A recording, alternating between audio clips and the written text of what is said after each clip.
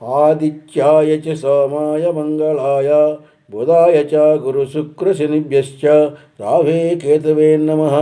నవగ్రహ నమో నమః. సర్వే జనా సుఖినో భవంతు.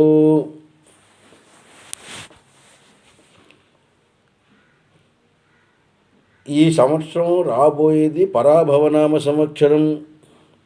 ఇది 19/3/2026 నుంచి పరాభవనామ సంవత్సరం ప్రారంభం. ఈ పరాభవనామ సంవత్సరంలో సింహరాశి వారి యొక్క జాతక ఫలితం.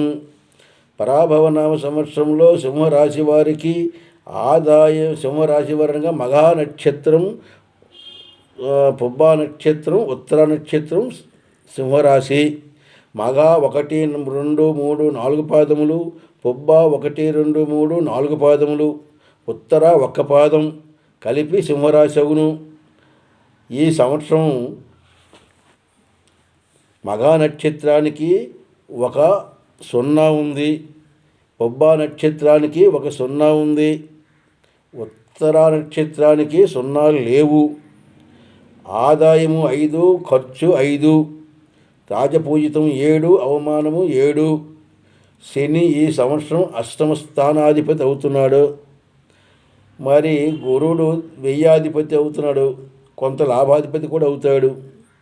మరి రాహువు ఈ సంవత్సరం సప్తమ స్థానాధిపతి అవుతాడు, షష్టమాధిపతి కూడా అవుతాడు.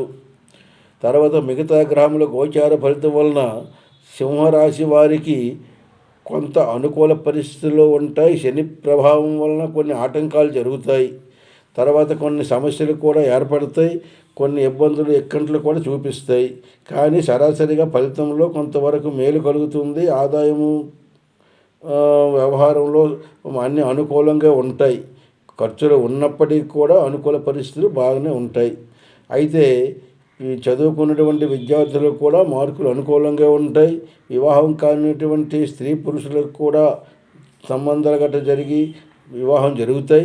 కానీ జన్మ జాతక బలంలో కానీ అవి అనుకూలంగా లేనప్పుడు కొన్ని తప్పుతాయి.